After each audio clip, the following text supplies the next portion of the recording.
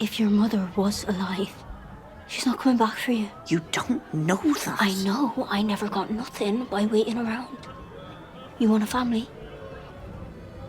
Go out there, get a family. Welcome to the official Game of Thrones podcast, The Night of the Seven Kingdoms. I am Jason Concepcion. And I'm Greta Johnson, and today we get to go back in time and meet little baby Dunk. Aww. I know. He should have gone to the family store, picked up a family. We are talking about the 5th episode of A Night of the Seven Kingdoms, titled In the Name of the Mother, written by Hiram Martinez and T. McKell, and directed by Owen Harris. Yes, and our guest today is director Owen Harris. Ooh. Warning. If you haven't watched the episode, watch that, then come back and listen to us. Be vigilant. Don't die. Jason, will you give us your quick recap of this episode? Sure. It is trial time. Mm-hmm. Everybody's a horse and ready to go. Baelor gives some quick instructions. Don't die. Also, I will handle the King's Guard, he says, because they can't hurt me. They're not allowed to because of their oaths, which is the first moment you're like, this guy's smart. This guy thought of everything, didn't he? The melee begins, and Dunk immediately goes into concussion protocol, and we get a flashback to Baby Dunk, to his days in King's Landing. We meet him as a young scavenger with his friend Rafe as they pick the valuables off a battlefield, which Rafe and Dunk want to leave. They want to go to the free cities, and they're hoping to get enough money to do that. Dunk is worried, though, as we heard in the clip, that his mother, who has disappeared, what if she comes back? He knows that she's probably dead, but he still wonders. And Rafe pretty brutally disabuses him of any dream that his mother might come back to him. They go to buy their ticket, but the prices have gone up because everybody's got the same old idea. And here we meet Alistair, who is a corrupt member of the City Watch and also a petty criminal in the streets of Flea Bottom. One thing leads to another, and he kills Rafe, who dies in Dunk's arms. He's about to kill Dunk, too, when out from some alehouse, presumably, bursts Sir Arlen, roaring, sword in hand. He kills Alistair. He kills Alistair's little goon buddy, and Dunk, without any other better idea, and his only friend in the world, dead in his arms, goes to follow Sir Arlen. He follows him for, it seems like a really long time until Sir Arlen finally notices him. It does seem like a really It seems like he's drinking out of puddles and stuff. Yeah. And, eventually Sir Arlen notices him, and this is when the dream ends, and when Dunk, kind of hearing Egg screaming through the fog of his concussion to get up, manages to get up. Duncan is exhausted. He's getting cut up. He's getting stabbed. He's getting hit in the head. It is not looking good for our guy. But finally, he manages to get a hold of Arion and gets him to tap out, to essentially withdraw his complaint. After that, Dunk has won. Steely Pate tends to Dunk's wounds. They're cutting his armor off. Baelor comes in and is like, hey guys, great fight, everybody. Could somebody take my helmet off? And when they take Baelor's helmet off, his brains fall out and he collapses and dies. And Dunk is left to wonder, was any of this worth it? Brutal. And it's a good question. I mean, Yeah. Greta, your thoughts on the episode, and was any of this worth it? I mean, yeah, that is a really good question. I feel like we're going to be talking about that in a number of different ways in this episode.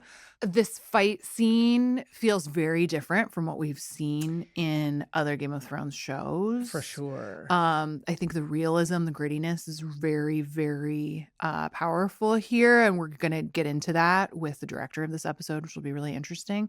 I think, the flashback placement also is very interesting. To do that cut in the middle of the action that this entire season has been building to is a pretty bold move, but I think the emotional payoff is totally there. And you mentioned Egg yelling, get up. Like, I'm pretty sure that's going to be in my brain forever. It's a really powerful scene, and you need that build up to get there. It's also a mirror image of the book. This is basically how it Oh, unfolds in the that's book as well. interesting, huh?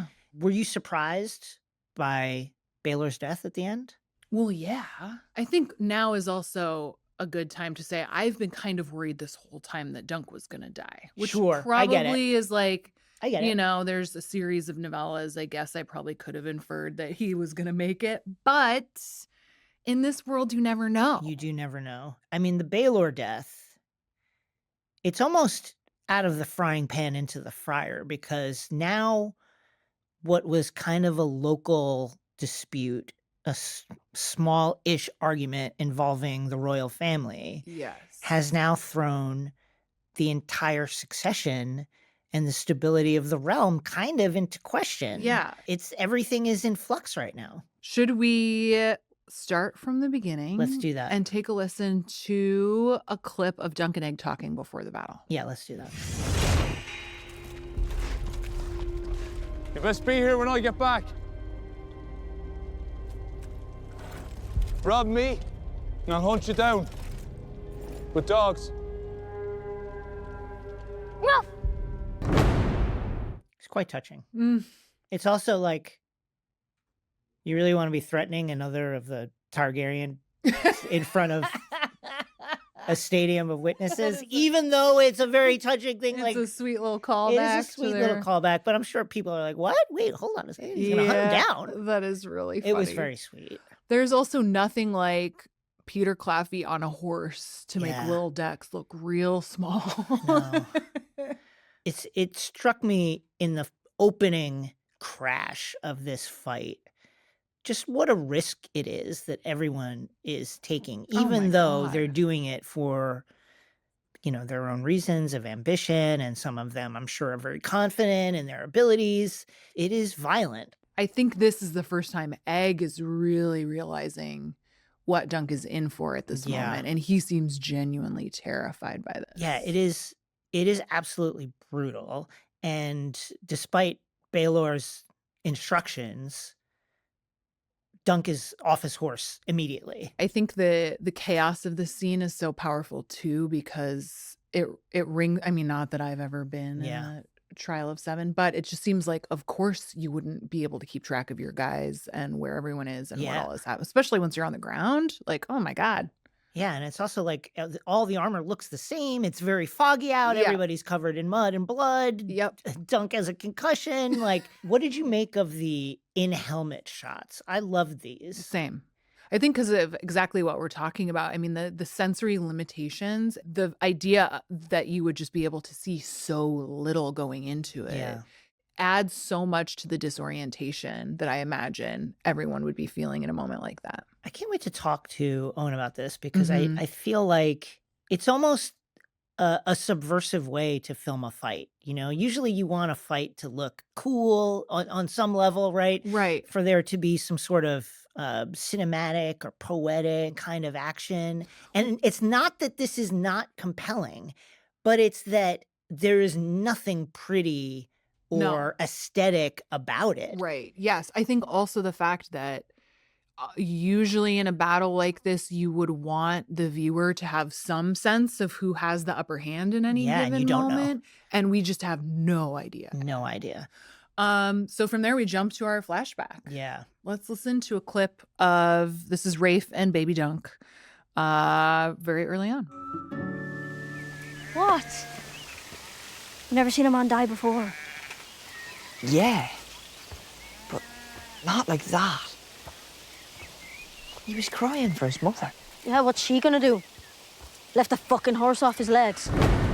This flashback is so interesting because this whole story is in part about how kids in this world should be raised. And here, I know you get the feeling that Dunk has an innate goodness about him, that it would have been, of course, it would have been great for him if his mom was around and his dad, and if he knew his father. But at the same time, there is something good about him that was not going to be kept down. Yeah, well, and I think you really see it in this scene where clearly these two have absolutely nothing.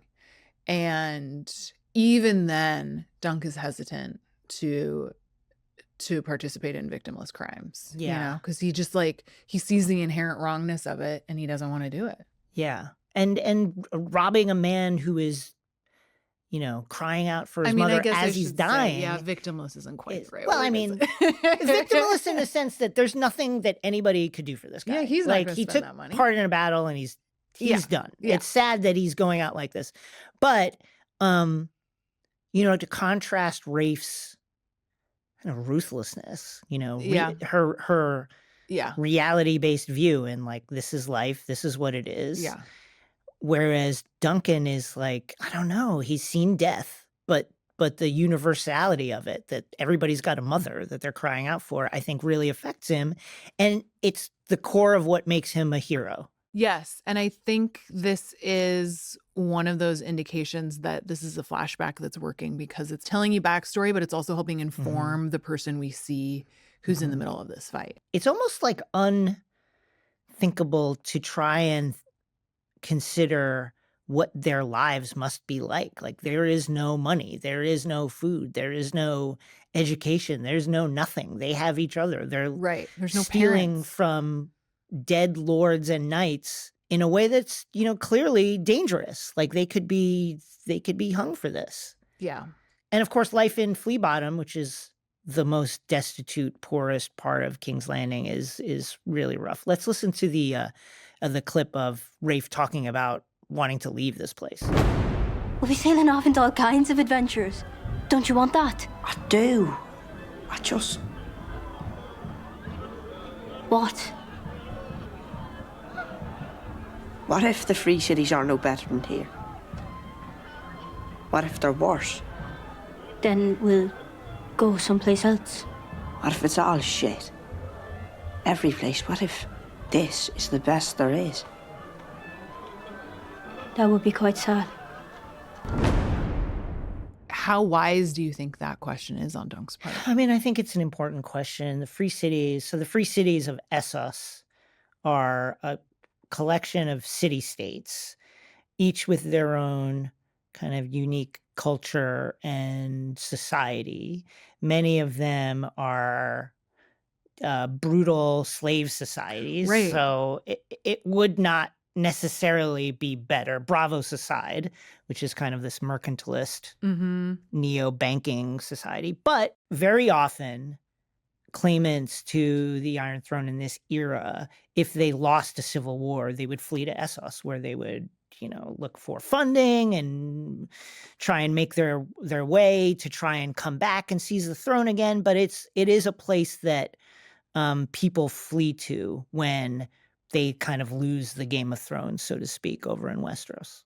It's also the kind of dominant culture of Westeros, the Andal culture, immigrated from Essos. So it's kind of a reversal of history in that, like, people fled to Westeros from Essos and now they're fleeing back. That is but really it's a very common thing. When we meet Dany, she has fled there after her family lost the civil war to the forces of Robert Baratheon.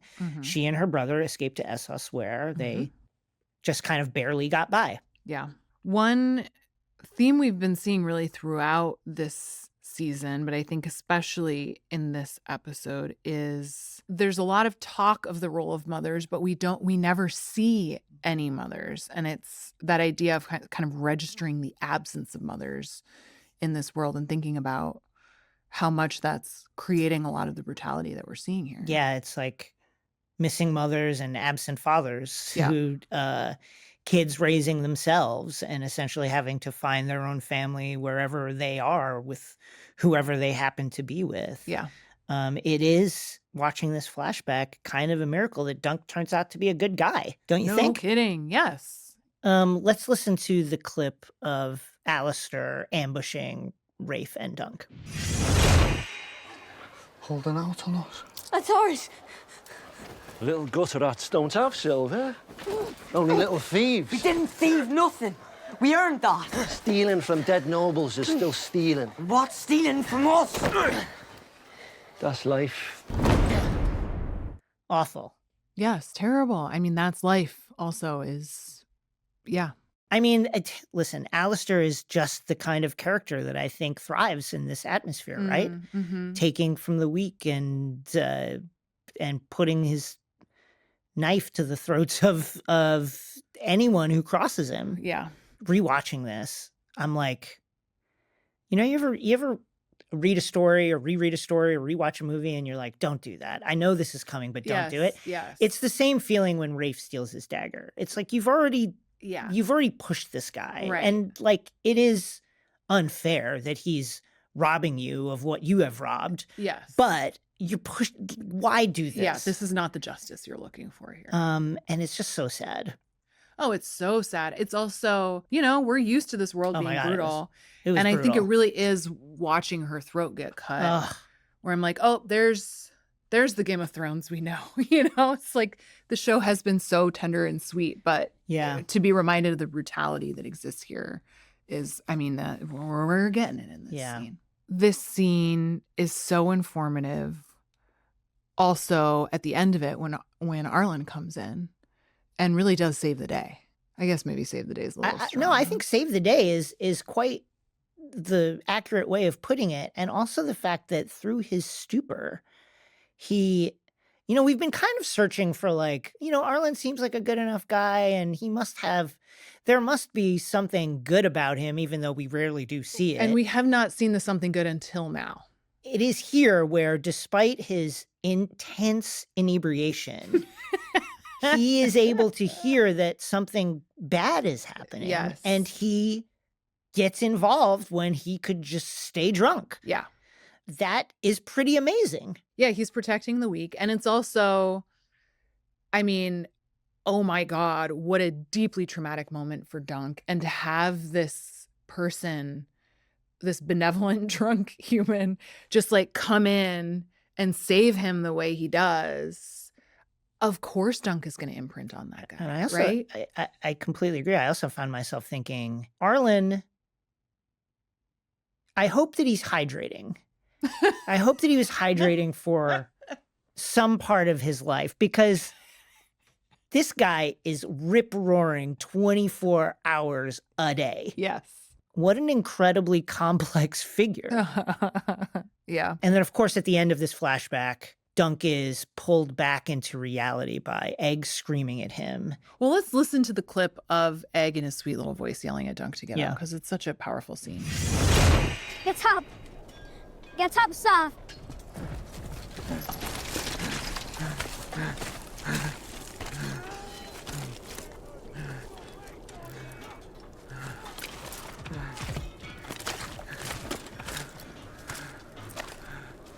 He's dead! It's over!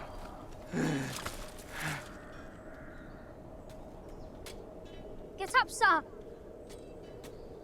Get up! Get up! Get up, Sir Duncan! Get up, sir! Get up! Get up.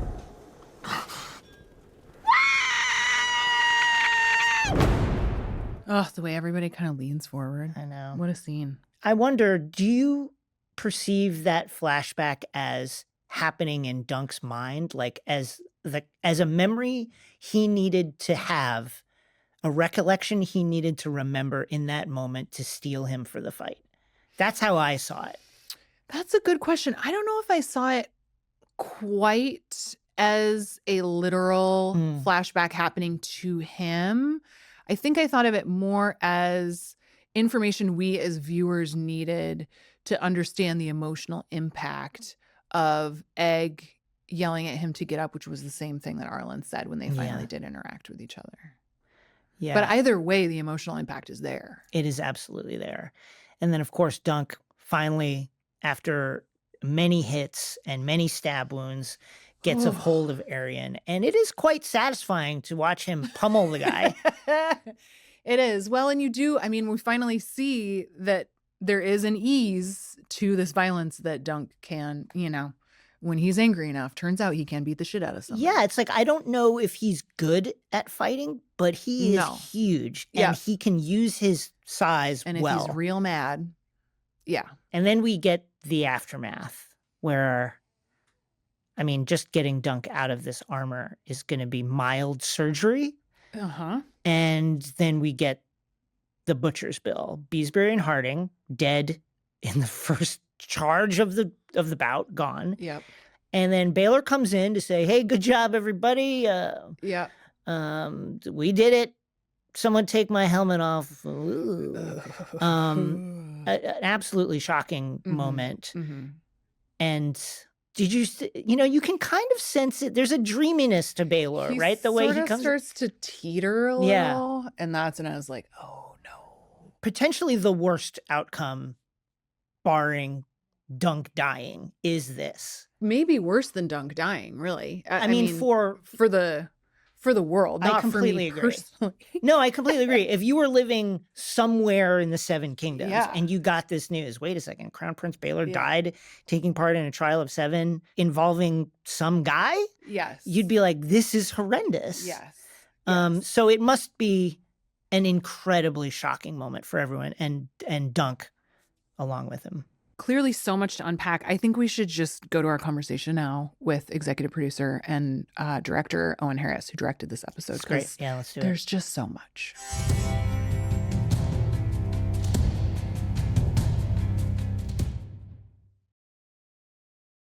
Well, we are very excited now to welcome executive producer and director Owen Harris to the show. Owen, thank you so much for taking the time. Thank you for having me. Thank you. Let's talk about the Trial of the 7. It's just an amazing and chaotic display. Must have been very complex to shoot. What was that like? Chaotic and complex to shoot. So no, it was a really well written fight. I think that Ira had deliberately sort of wanted to. I mean, in the book as well, it's got a sort of a tonality to it. This fight, Yeah. mainly because you're stuck with Dunk. It's not like even though it's a 7-on-7.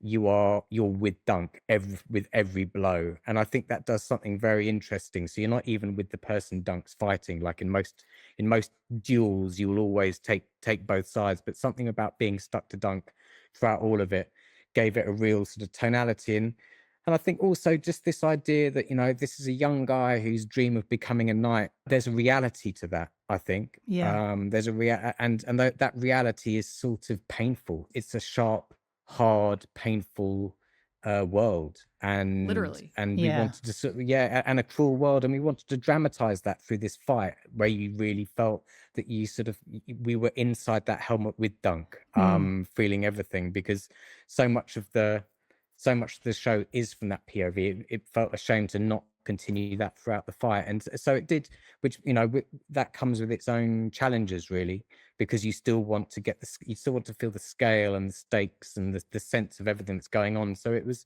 piecing it together to figure out how to start wide and to enjoy the sort of the spectacle of it all, and then when to sort of dive in and be with Dunk. Yeah. There is something uniquely honest and subversive in the way that it's so messy, and something happened over here, but you're not even sure what it was. What are the challenges of trying to balance that, not confuse the audience, but also stay true to that honesty of the perspective that you're trying to show here? Yeah, I think it's we had a great stunt team and a great stunt director, Rob Inch, and it was sort of it's collaborating, isn't it? And it's sort of, on the one hand, you want the action to look amazing. You always want it to be constantly related to the character. You want to feel the character all the way through it.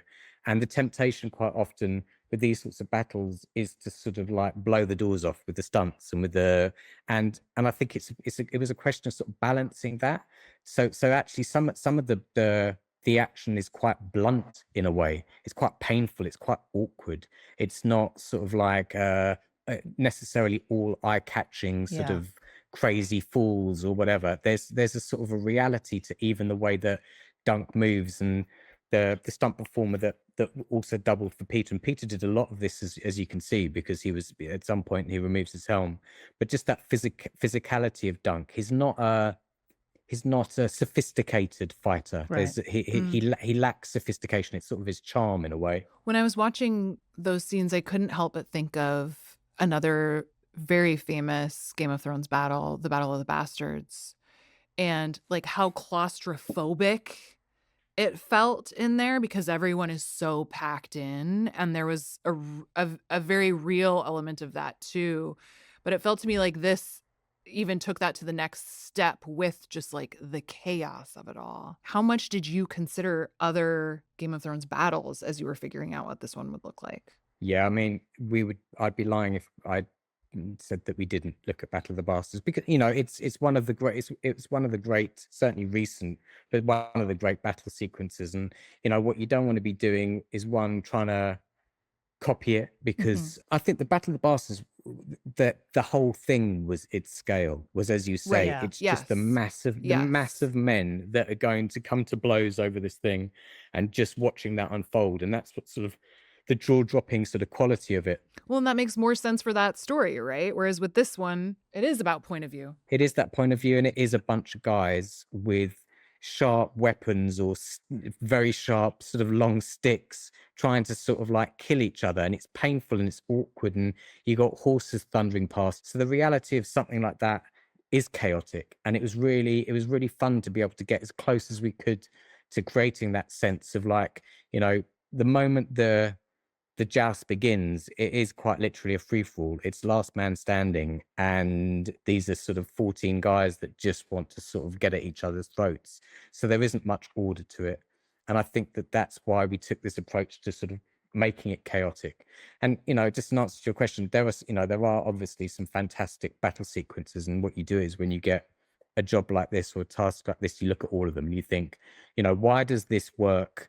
You don't look at them to necessarily take anything from them. You look at them to say, why does this work, or this particular action work for this particular characteristic? And you start to sort of hone your sequence down from there, I think. This episode is notable for its flashback scene right in the middle of the battle when Dunk gets concussed.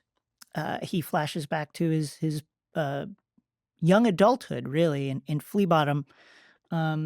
And it's such a wonderful tone setter. You really understand, I think, the connection that Dunk had with Sir Arlen. Tell us about shooting those scenes. There were two parts to it. There was the device of flashing back right in the middle of this battle, which I loved. I thought that was a really clever thing to do in the scene, because I think sometimes with these sort of combat scenes, holding the tension is part of the challenge of how do you keep that tension when you two guys are basically just swinging at each other. And there was something really lovely about cutting away just at the moment you're about to sort of dive into it. And I thought it was a really clever way of building that tension. But at the same time, you're going to go back and you're going to understand something about the guy who's busy lying on his back in the mud. And you're going to discover something very particular about, I guess, the sort of the resolve that character needed to have to just get up and get through life, and where he started from, and also that sense of loss that he had at a very young age, probably first of all with his mother. I don't think he ever knew his father, and then with Rafe, and just sort of seeing the world, and sort of like, I guess, the sort of how vicious the world can be, and how uncaring the world can be through a boy's eyes. And then, so it was a really interesting sort of story, sort of I guess, segue to make right at that moment, because then when you come back with Dunk, you're sort of all of a sudden, when Dunk clambers to his feet, you've got a slightly different perspective on this guy that you've been trying to figure out all season. And now you've got a bit more history to go on, and a bit more sense of like somewhere inside this guy, there's this resolve. Yeah, I guess it's that sort of classic Rocky thing, he's built of tougher stuff, and we just tell the legend of it, I guess. I love the sound design in that moment when he gets Ariane to submit, and you could barely hear it through the ringing in Dunk's skull. Tell us about that choice. It's so unique. Yeah, I think that again, it's that sort of feeling. I mean, I don't know whether you've ever been hit in the head or anything like that. Yes. It's maybe we all are familiar. Maybe as a kid, you get a football in the head, or you get bashed or whatever, you fall out. But it is that ringing sensation where everything goes a bit foggy. And so it was about playing around with space, really, and where Dunk was in terms of space, and how everything sort of, in those moments, things start to close in around you, and literally all you're sort of left with is your breath. and you can maybe just about feel the thumping of your heart, and it's sort of everything starts to shut down. And then what happens is he starts to sort of regain consciousness, I suppose. Things start to flood in, but they're fragmented because you're still not completely orientated. And I guess it was just a way of disorientating the audience in a way that made it sort of subjective, and feel you almost joined Dunk in his sort of like spaced out sort of moment. And so it was just playing around with that. But it was, the sound design in particular, this episode was really fun because there's so much you can do to add to things that are quite difficult just to land visually. You can certainly see pain on someone's face. It can look painful, it can whatever, but to actually climb inside someone's head and make it feel like how they would feel in the world at that moment was a really fun thing to unwrap. Yeah. We spend a lot of time with Sir Arlen in this episode, and Danny Webb imbues him with a wild nobleness. What was it like working with him? Oh, I love Danny. I just wanted to spend more time with him because, in a funny sort of way, the flashback to Dunk's youth it works so well. But it's sort of like that's where the legend of Dunk is built, really. Yeah. It's the school of hard knocks. You never get the feeling that he was a gentle master. They had to live a tough life on the road. He's not perfect, clearly, but again, what you get is this sense of honesty. There's an honesty to his character, and Danny just plays it. He just does something with that is so good and entertaining and funny, and he's got amazing physical timing. Yeah. There are little things that we asked him to do, and he'd be like, "No, I got it," and he'd go off, and he'd turn over, and he'd just do a little thing, and he'd be like, "God, perfect, that's it." He hit the rhythm of a certain beat of humor or a look or whatever. So yeah, and there isn't a lot of screen time for Sir Arlen. I think it's sort of very much down to him that you're really left with a strong sense of that character just from the moments that we get to enjoy being with him. Well, I also feel like the other piece of what's happening during this battle is Dunk is realizing that this is what it means to be a knight. Like he has to confront the reality of this violence in a way that he just hasn't before. So it's also very easy to picture him being like, wait, is that this is what I signed up for? No, totally. It's pretty shitty, It's sort of like, and unless it seems terrible. And it was almost it was one of the most compelling things about taking on a story like this. I loved the idea of that revelation about what being a knight actually means. And it's sort of, lots of tales are told about knights. Even the word knight conjures a certain quality of human being, if you like. And in a funny sort of way, it's sort of fiction. Yeah. And I think what we discover in Dunk is sort of, there is a nobility to him, but he doesn't look like a knight. He's got none of the finesse of what you'd imagine a knight to look like, but he has these qualities. But at the same time, if you really want to call yourself a knight, it's not about inheriting a title. It's about taking on a moral code. Most people wouldn't, when push comes to shove, might shy away from the thing that could end up with them getting beaten or their hand chopped off or whatever. So it was just an interesting way to look at that idea of chivalry and knighthood in a way from that sort of small folk perspective, which is what we're talking about in terms of a knight isn't something that is inherited or is given to you. It's something you got to earn, and you're going to earn it the hard way. And I thought that's what I think is a really fun part of this story. Final question. We've been asking people for their knight name. If you were a knight, as in Sir Duncan the Tall, what would your knight sobriquet be? I have no idea. I think it would definitely be in the world of a dunk because I wouldn't. I'm not.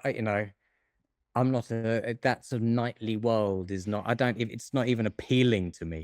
But well, how tall are you, Owen? Do you have the height? Can you just be Sir Owen the Tall? No, probably the opposite. Owen the Small. But what about Sir O? There you go. It's sort of like, that's nice. I love it. Okay. Because that way it can go one of two ways. It could be like O or whatever. But so I'm Sir O. Yeah. Great. Well, Owen, thank you so much for taking the time to join us on the podcast. Yes, thank you. Oh, no, thank you for your time. Thank you. What a thoughtful guy. Yes, that was a super interesting conversation. I mean, what an agree. intense episode to direct. Yeah, I thought it was really interesting when he talked about like permitting the chaos in that battle scene, Yes. even from his own point of view. It makes total sense that Yes. you can't completely control that. And that's sort of the whole point. Letting the Battle of the Bastards, for instance, and other action scenes inform the chaos. Yes. But, doing their own thing. Yeah, it was really, really cool. Okay, it is time now for our weekly check-in, most valuable night. Jason, who would you like to knight? I mean, now is the time. It's got to be Duncan now.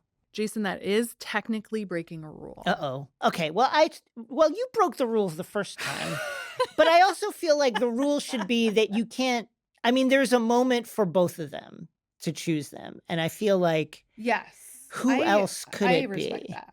I Yeah. guess like if I had to pick a non-dunk, which I can't, it would have to be Well, it would have to be then I'd pick Egg, honestly, for stopping the horn guy from blowing the horn and Dunk losing on a technicality. Yeah, that's a good one. But I'm still going with Dunk. Come on, he did Okay. it. I was going to do Baylor because you did Baylor last week. Yes. I feel like now is the time for that one.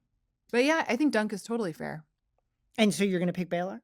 I mean, yeah, dude showed up. He did show up. Yeah, He got bonked on the head. he got bonked. He took one hard. literally for the team. Yes, he did. R.I.P. to Crown Prince Baylor. This is my first knighting of a Targaryen too. It feels right. And that's it for this episode. The sixth and final episode of this season of A Knight of the Seven Kingdoms comes out next Sunday on HBO and HBO Max. And then join us right afterwards as we break it all down. Yes, if you like what you are hearing and watching, don't forget to leave a rating and review on your podcast player of choice. You can find us on the Game of Thrones social media handles, and you can also watch us on HBO Max. Yes, you can watch us on HBO Max. You can find me on Instagram at Greta M. Johnson. You can read my Substack. It's called Gretagram, and you can listen to my podcast called Happy to Be Here. You can find me on Instagram at NETW3RK and listen to my podcast, X-Ray Vision, wherever you get your podcasts. The official Game of Thrones podcast, A Knight of the Seven Kingdoms, is produced by HBO in collaboration with Same Boat Studios. This podcast is hosted by Greta Johnson. And Jason Concepcion, who also produces the show. Our executive producers for Same Boat Studios are Gabrielle Lewis and Barry Finkel. Our senior producer is Ben Goldberg. And the show is mixed by Hannes Brown. Our video editor is Stefano Sanchez. And our digital content producer is Insung Huang. Special thanks to Michael Gluckstad, Allison Cohen-Sorokach, and Kenya Reyes from the HBO Max podcast team. Thank you for listening. See you next week when we will get more of the fallout from this wild, wild episode. This city is too small for us, Dunk. Let's show her our ass.